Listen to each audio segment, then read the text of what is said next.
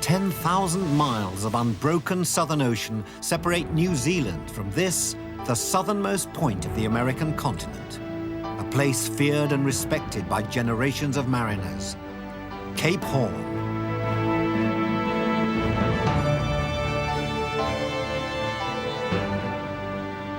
Commander, is this the real Cape Horn? Because I think, you know, I know it is a place of mountainous seas and shipwrecks and all that. It's like a mill pond today. It is real, really, but we have been very lucky. Yeah. This is very unusual to have this fine weather, really. So it's true that normally it's a pretty rough place to.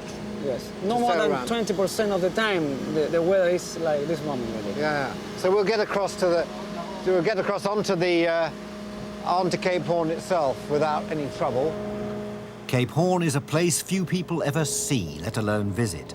Antarctica is only 500 miles away. This is the one place on Earth where the Atlantic and Pacific Oceans meet.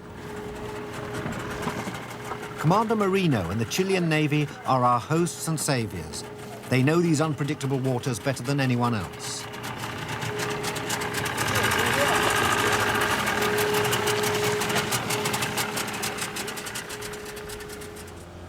Apart from its security role, the Navy supplies scattered communities, saves lone yachtsmen, and just this once, a not quite lone television presenter. So there's just the three of them here. The three, and I think a couple of dogs. Think they'll be pleased to see us? Yes, I'm sure, yes. They don't receive visits very often. Yeah. We get many visitors. So it is that at 4 o'clock on a May afternoon, I land on Cape Horn.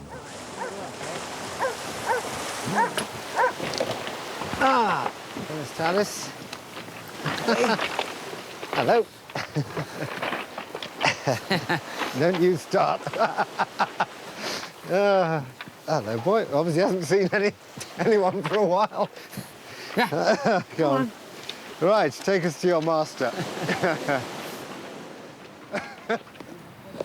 So how long do these guys spend out here at a time? They stay for 2 months here. Yeah. Every 2 months, we have to change them. Yeah.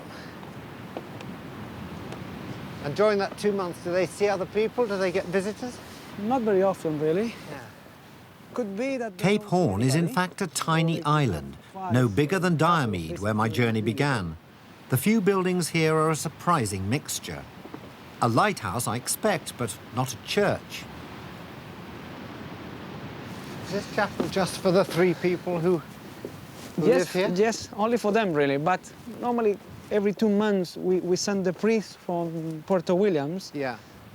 When we are changing the people, and then they have a service here, yes. Outside Antarctica, this is the southernmost place of worship in the world. Yeah.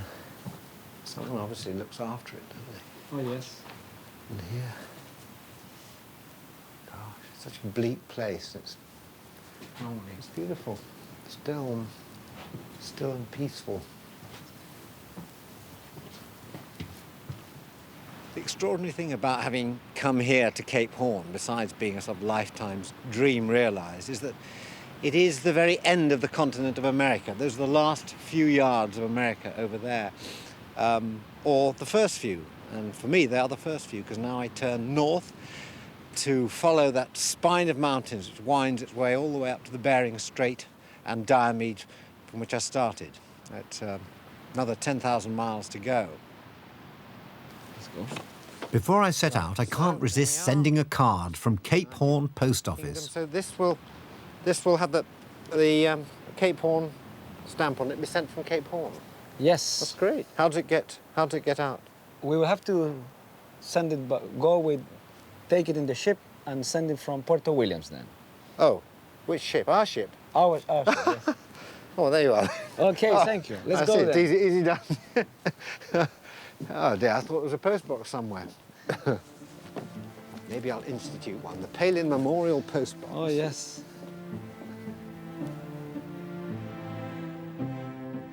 We turn north for the first time on our journey.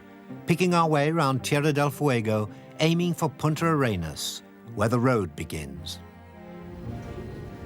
Our route follows the Beagle Channel. It's a safer alternative to rounding the Horn. It's called after HMS Beagle, a British ship which discovered and charted these waters in 1831. Charles Darwin sailed on the Beagle. His theory of evolution was shaped by his observations of this dramatic, ever-changing landscape.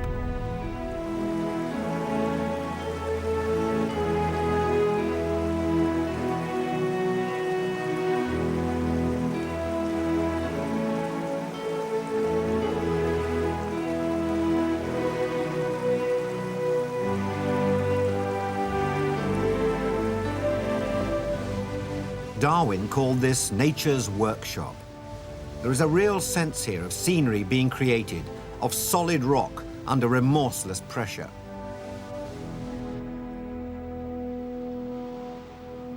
Next morning, the weather has changed utterly.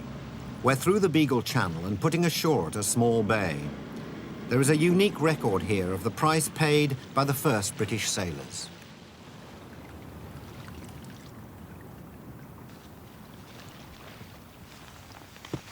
Commander Pringle Stokes, RN, captained the Beagle on its first voyage. He never returned home.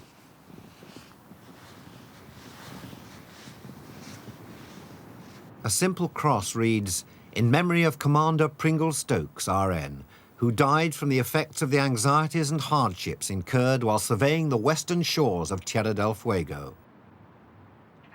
The truth is, he committed suicide.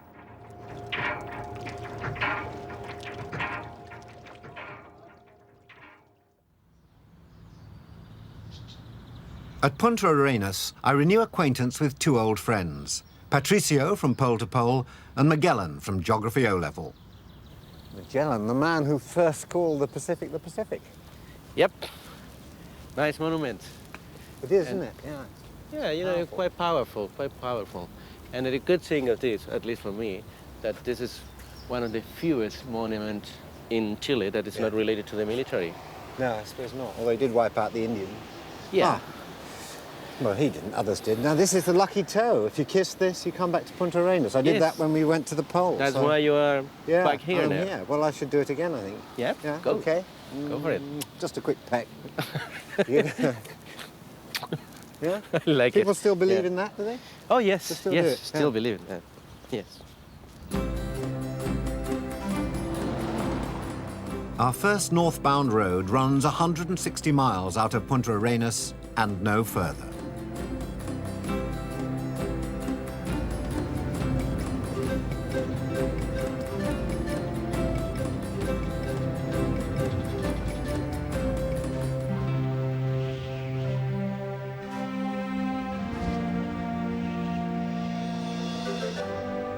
This is our first sight of the Andes, the Torres del Paine Mountains, a foretaste of what lies ahead of us all the way to Alaska.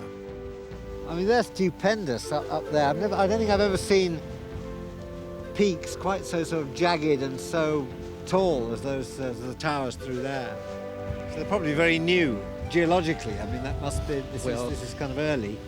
Yeah, I suppose. Well, I mean, you know. Yeah, I suppose. But when I was here the first time, they were here.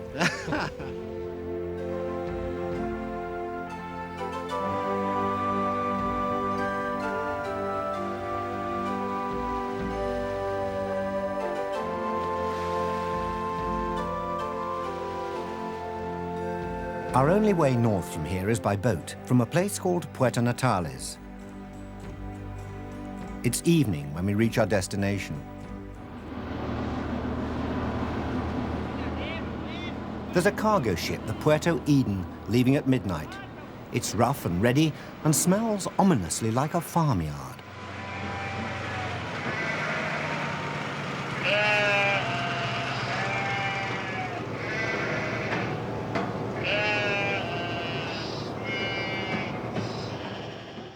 Islands litter the southwest coast of Chile like pieces of a giant jigsaw puzzle.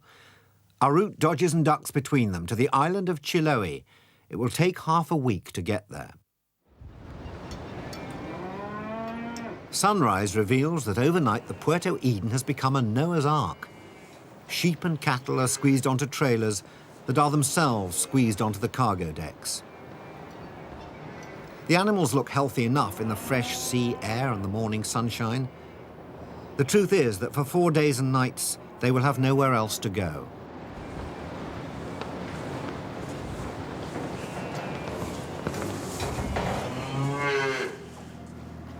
The human cargo may have more room to move, but not much more to do. I try to remember how to play chess and beat myself quite convincingly.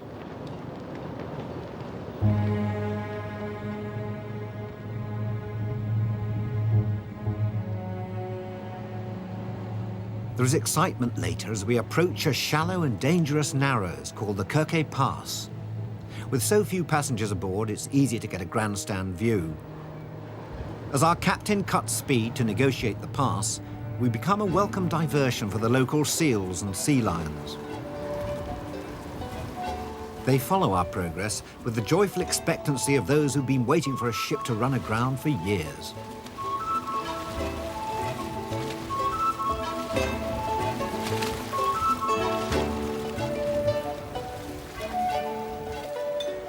With less than 6 feet to spare beneath her keel, the Puerto Eden sails through the Kirke Pass with aplomb and a blast of self-satisfaction.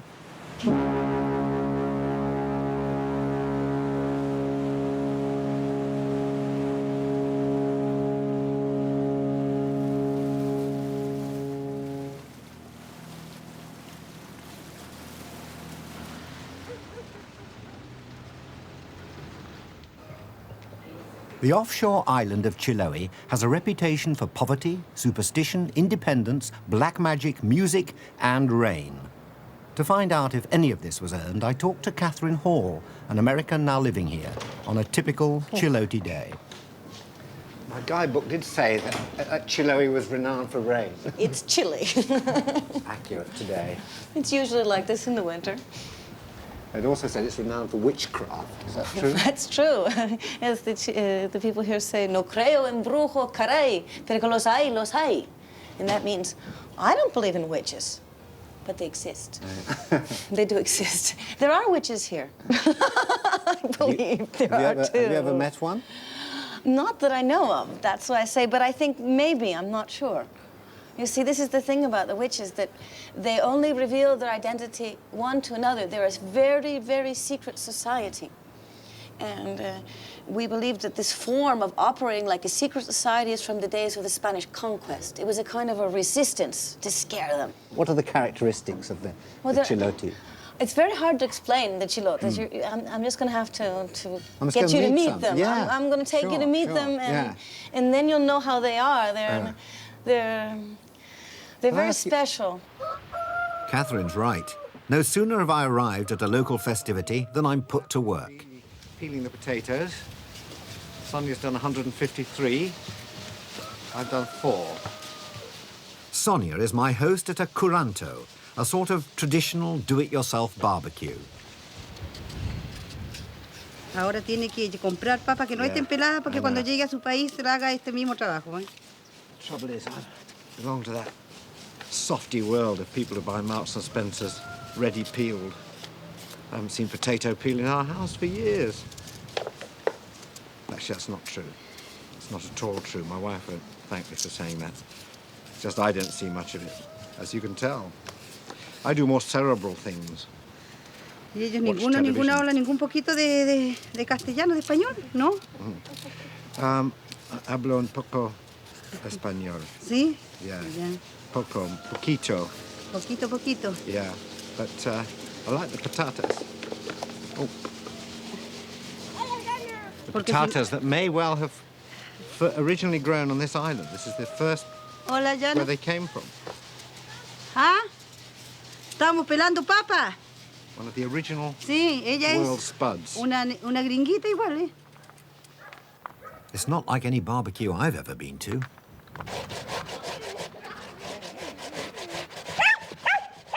Some of the preparations are frankly alarming. Se le pone un poco de manteca de chancho Ooh, that's a bit of shaving cream.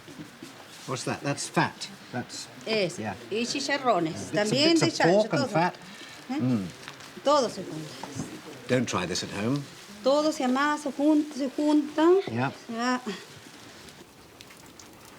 The fire is kindled with special slow-burning wood.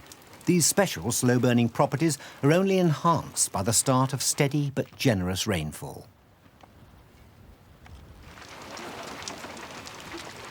At which point the guests start to arrive.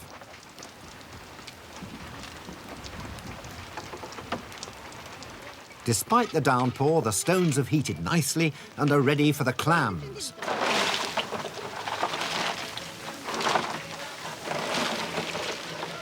Inside, dancing begins. The cueca is one of the oldest dances of Chile. The man plays the strutting cockerel and the woman the playful hen.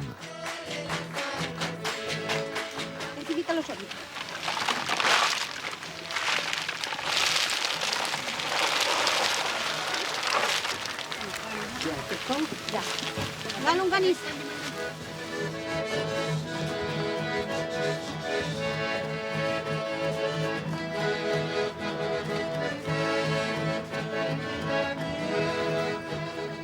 By now, the barbecue resembles the scene of a serious accident. But still more food goes on, bedded down beneath strips of fresh-cut turf.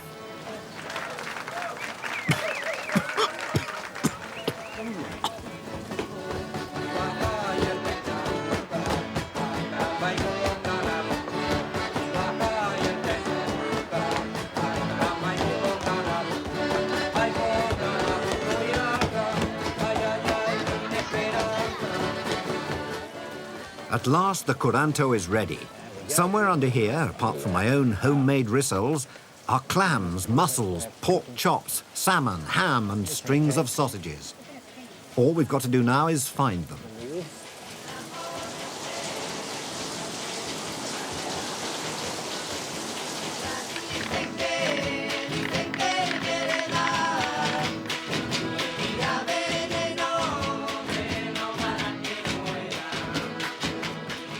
Chiloe is indeed an eccentric place, but they do know how to have a good time on a rainy afternoon. And where else could you learn to play the horse's jawbone?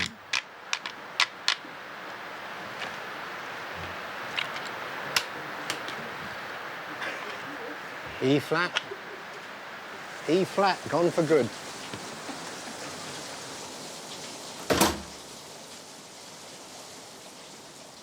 It never did stop raining on Chiloe, but by the time we move on to the Chilean capital of Santiago, 650 miles north, it is dry and warm and suddenly, shockingly, full of people.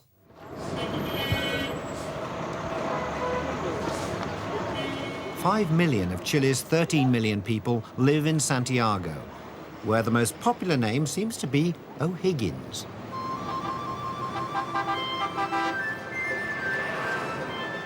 Bernardo O'Higgins, illegitimate son of an Irish immigrant, liberated Chile from the Spaniards in 1818, and they haven't forgotten him.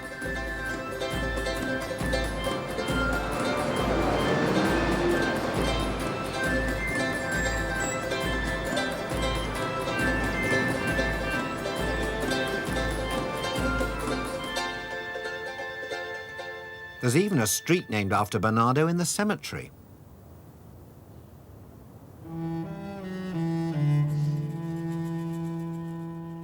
Santiago's General Cemetery is a city in itself.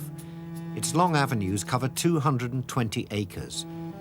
The remains of 2 million people lie here, lodged in every kind of property from an earth mound to a marble palace.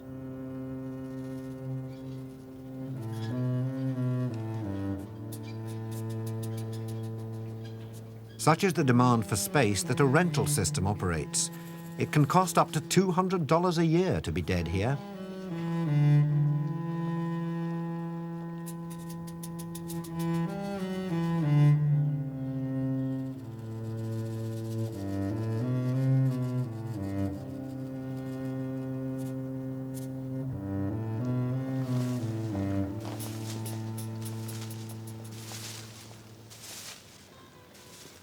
The cemetery has a haunting and powerful presence. Miracles have been known to take place.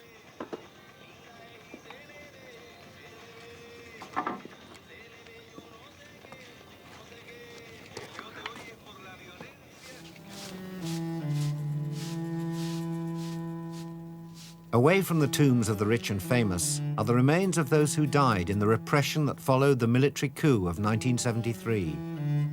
They were murdered quietly, methodically and secretly, and their bodies dumped outside the cemetery. Their names are still not known.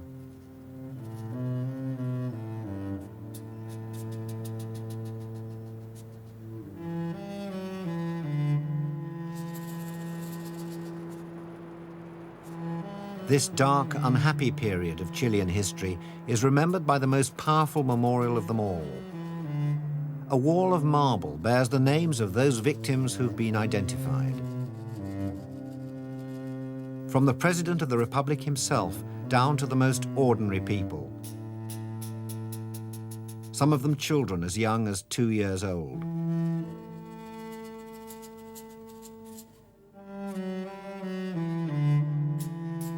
These are the names of the dead and disappeared. Another 2,000 remain to be added.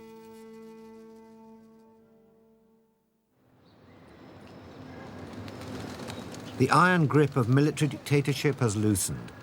General Pinochet and his army may wait in the wings, but Chile is once more regarded as a well-behaved democracy.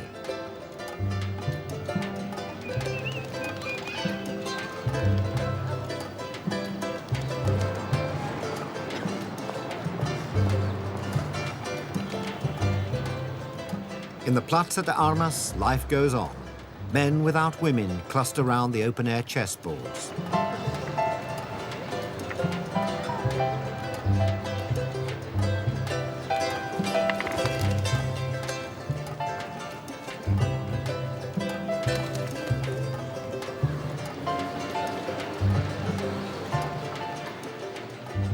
If you're lonely, this is the place to find a partner. For chess, of course. Spurred on by my great success against myself on the boat up from the south, I decide it's time to put my newfound skills to the test.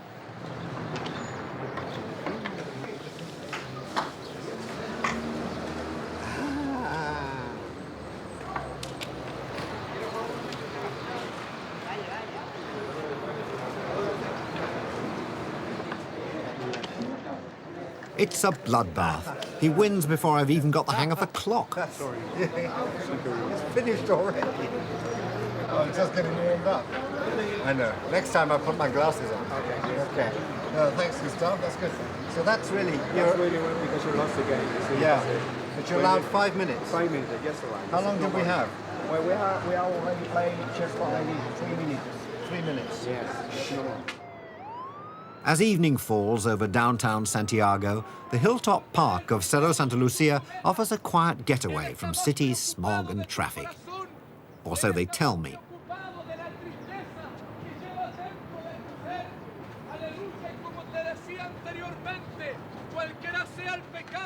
What they didn't tell me was that it's also the pitch of a local evangelist who turns up every night to give vent to his passionate feelings.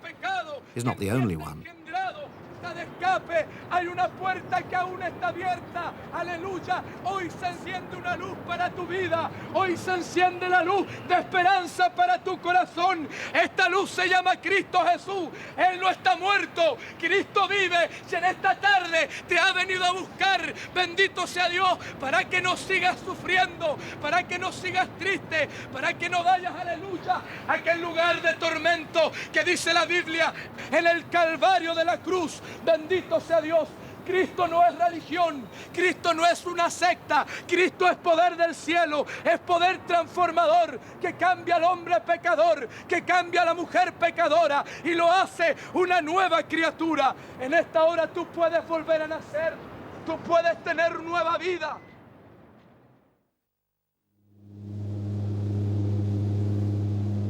Next day, we set out on an adventurous, some would say foolhardy mission. 400 miles due west of Valparaiso is one of Chile's most remote possessions, a volcanic speck in the Pacific called the Juan Fernandez Islands.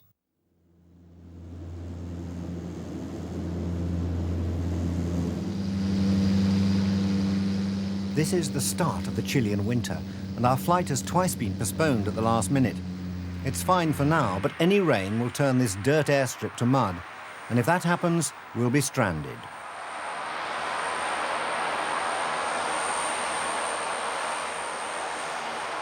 The runway is just about long enough to accommodate a light aeroplane if the wind's in the right direction, and we all breathe a sigh of relief when we're safely down and heading for the terminal.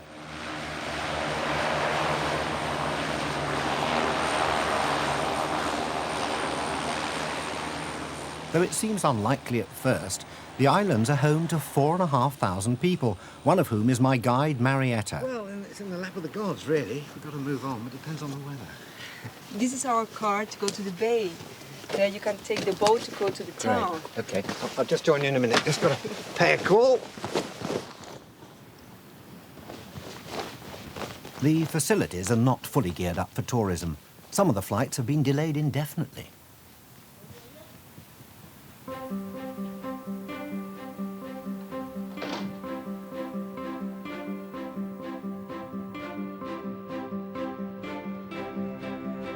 The main road from the airport starts well on the hard volcanic rock, but peters out at a rocky bay full of basking seals.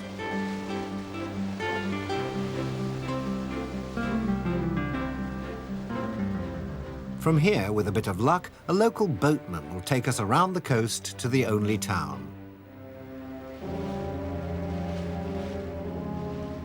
These islands are world famous. A man called Alexander Selkirk was abandoned on this coast in 1704 and lived alone here until his rescue in 1709.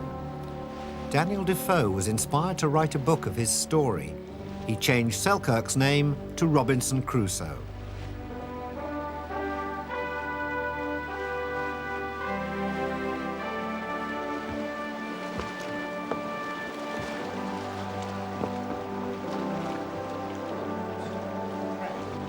"300 years on, we retrace Selkirk's first slippery footsteps.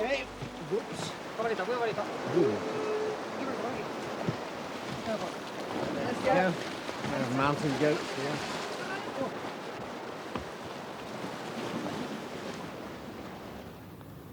A few hundred yards away, they've tidied up the cave from which he must have scanned the Pacific for 4.5 years. He lived here with only goats, rats, and wild cats for company. In reality, there was no Man Friday. In Robinson Crusoe, Defoe makes it all sound rather romantic. He's got to be, because I've got my little book here. It's just something about him. I fancied myself now like one of the ancient giants, which was said to live in caves and holes in the rocks where none could come at them. This was it? This was the exact cave and hole in the rock? I would say somebody could come at you here. Yeah. Very small. Mm-hmm. Well, it's actually small, isn't it? Let's get in the middle here. It's really... I think that it was... Alexander Selkirk was by all accounts a thoroughly unpleasant, quarrelsome character who deserved all he got. But after spending 4 minutes in a cave where he spent 4 years, I come away with a sneaking admiration for the old bastard. How long have you lived here? I've been here for 5 years. And where did you live before? In Santiago? Don't you miss Santiago? No. I miss the cinema or the newspaper, but that's all. What brought you here? Why did you come to this lonely island in the middle of nowhere? I came like a tourist for 5 days, and I never left the island. Did you marry an islander then? Yes. And I have 2 kids, and it's a very nice place for the kids because it's very safe. They can go everywhere they want, there's no danger. There is something appealing in the silence and seclusion of this dot in the ocean. Unlike Selkirk, I'm in no hurry to leave.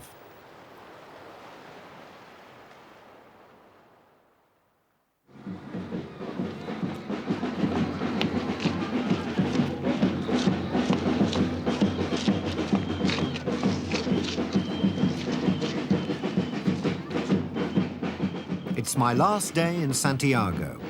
In La Pintana, one of the poorest parts of the city, a group calling themselves Caleta is working with the young children who grow up in these tough surroundings.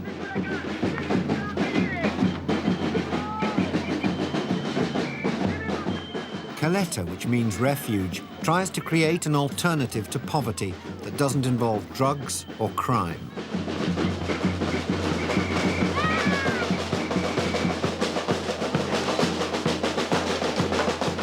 The idea is to get everyone to muck in and learn something, even if they make a fool of themselves. Of course, I'm in my element.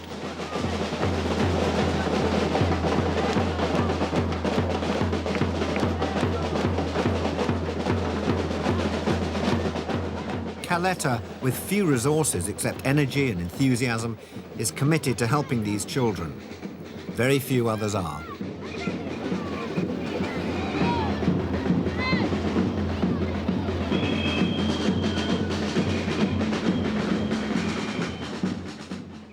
It's time to move north again, from the fertile center of Chile to the bare and spectacular landscape of the Atacama Desert.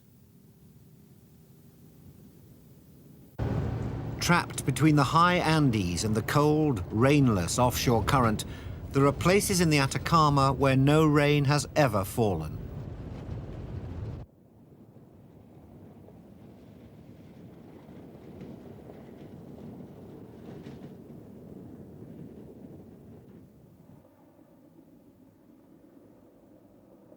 This is what I imagine it must be like to drive across the face of the moon. Before and after me, there is utter silence.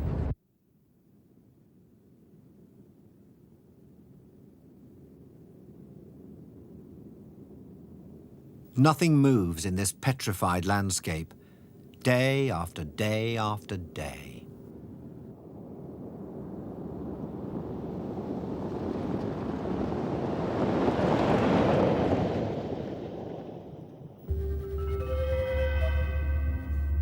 But not far below the surface, there is plenty going on. At El Tatio, in the mountains high above the desert, the Earth's crust bubbles and boils, and geysers belch steam like factory chimneys.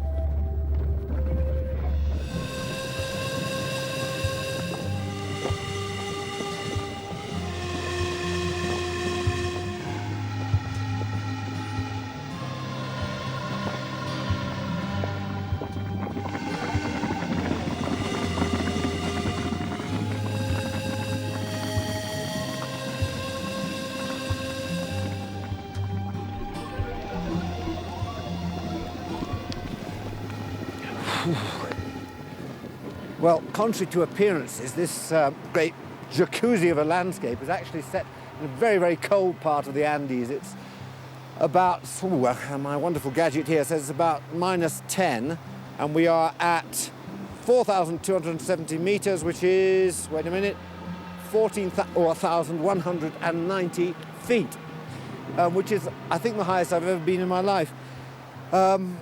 Unfortunately, Earth has provided its own natural warming device here, which is just a blowhole.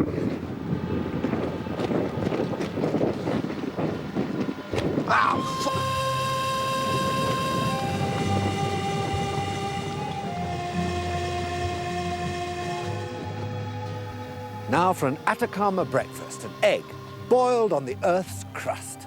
Oh! Ow!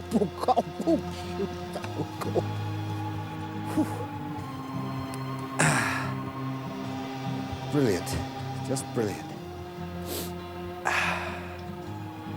It's a long way to come, but it's worth it.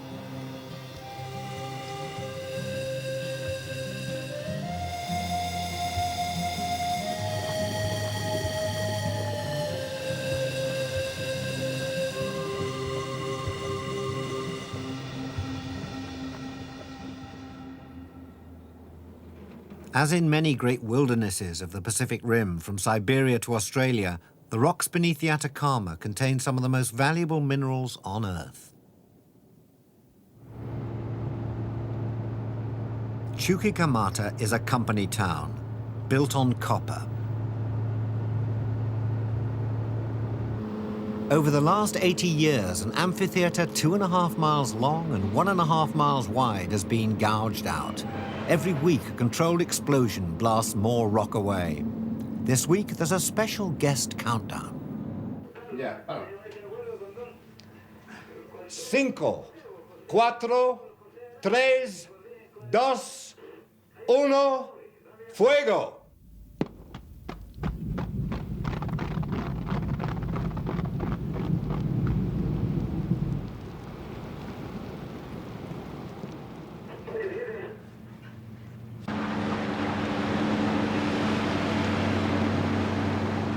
Chuquicamata is a world of giants. It's the largest open-pit mine in the world. Shovels lift 60 tons at a time and fill dump trucks high as a 2-story house. Each of these tires that are rolling over our cameraman cost $12,000. But this is only half the operation. I'm taken down to the smelting plant and foundry, where thousands of tons of rock are turned into tiny amounts of pure copper.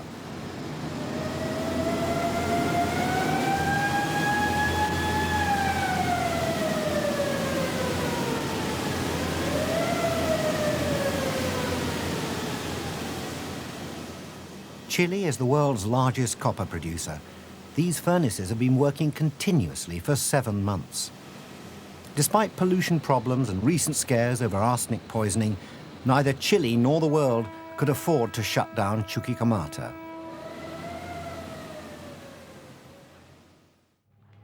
Arica is Chile's most northerly town.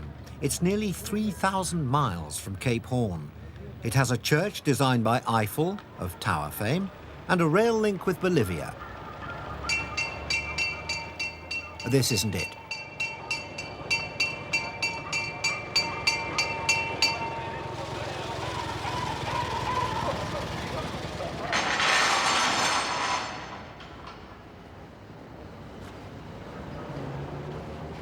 Twice a week, a railway service leaves Arica for the Bolivian capital, La Paz.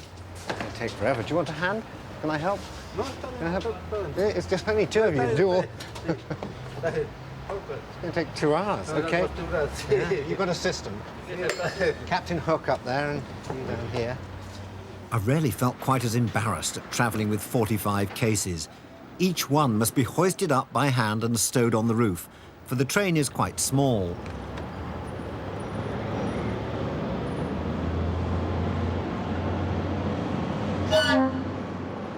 In fact, it's a lot smaller than most of us had expected. Some passengers are local, some have come from countries far away. None have come quite as far as the train itself. We're to cross the Andes on a rail bus built for the branch lines of Munich 30 years ago.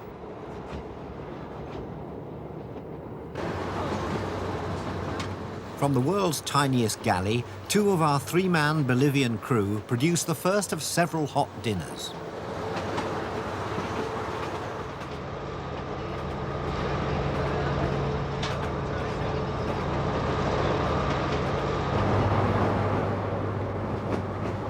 This line was built by the British in 1911. The chief engineer, John Roberts Jones, died of malaria during its construction. At one point, it climbs 1,000 feet every 3 miles. All this land used to belong to Bolivia, but Chile seized it in 1884. Now Bolivia has no link with the sea, except by arrangement with Chile and Peru.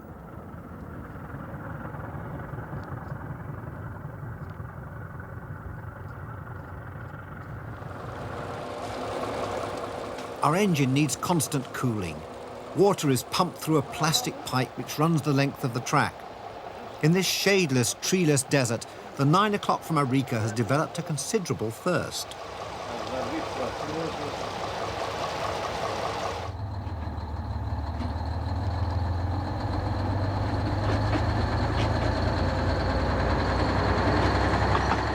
Three and a half hours after leaving the Pacific, we're at 10,000 feet and still climbing.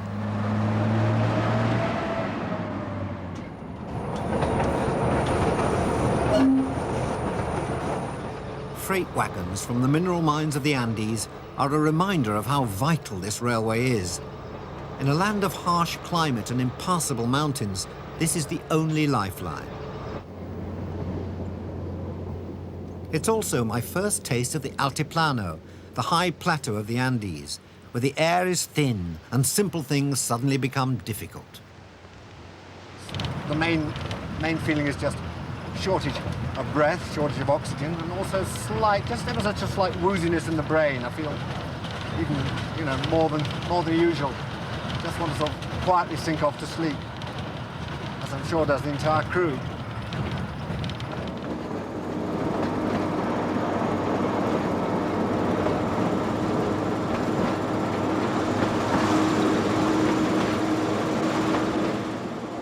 As if to confirm that I've arrived on the high plain, herds of llamas are everywhere. They're the Andean beast of burden, domesticated by the Incas.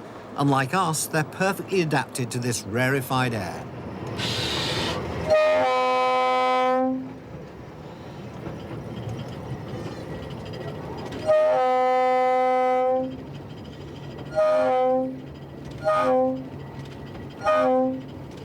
Oh, yes! 6.5 hours and a few llamas after leaving Arica, we've reached the Bolivian border. It's only 130 miles from the Pacific, but everything is different. We're entering the poorest country in South America. Up here, the walls are made of mud, and the soldiers' uniforms are a shocking contrast to their crisp counterparts in Chile.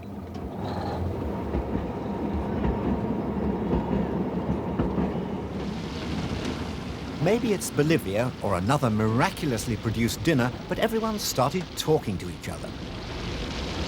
You're very adventurous, New Zealanders. You're all over the world. The quietest parts of the world. There's always New Zealanders there. Why is that?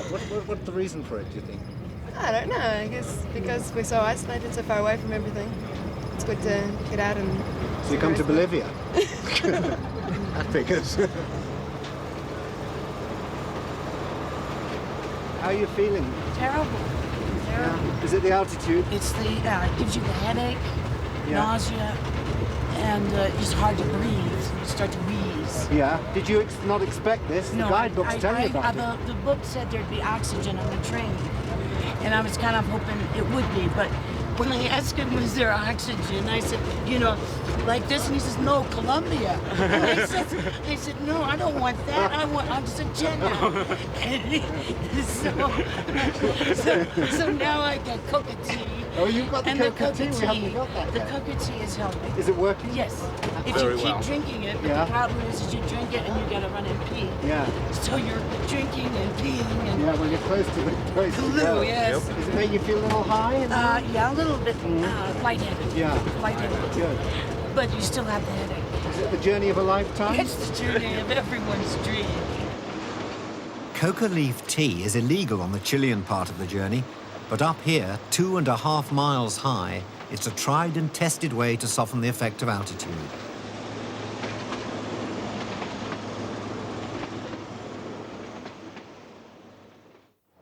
A few hours later, the lights of La Paz twinkle below us. The end is near.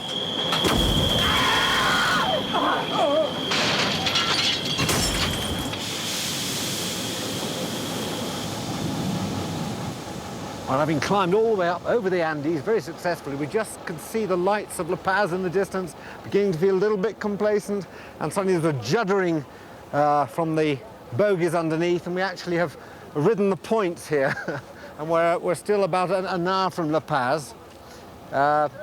Lots of people are trying to help out. People are emerging from the darkness all the time.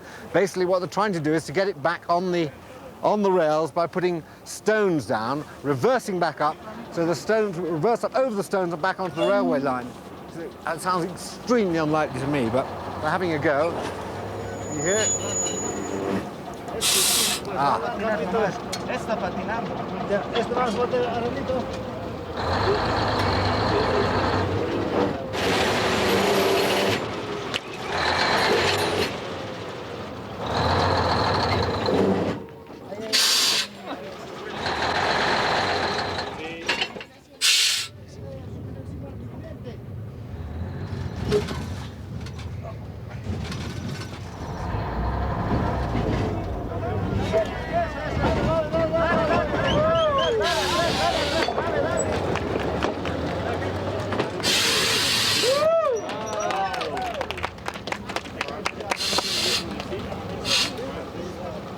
Not bad, the rock theory of how to re-rail a train. It obviously works. Just got to have a derailment where there's plenty of rubble.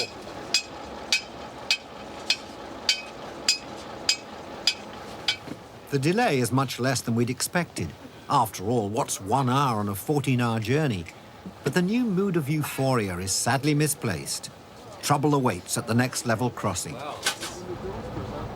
The gates to La Paz are opened for us, but no one's been told we're coming.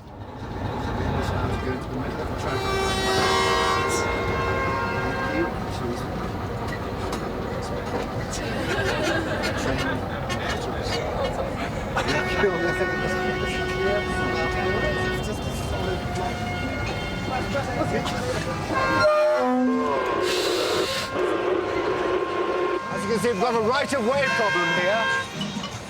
This is the railway line, and this is the road, and our conductor's trying to get people to clear out of the way. That's it. They've cleared them out so we can go on.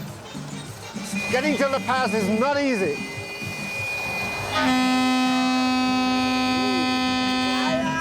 Go on, off you go. Barring a few drunks, dogs, and dumped rubbish, the rest of our journey to this, the highest capital in the world, is plain sailing.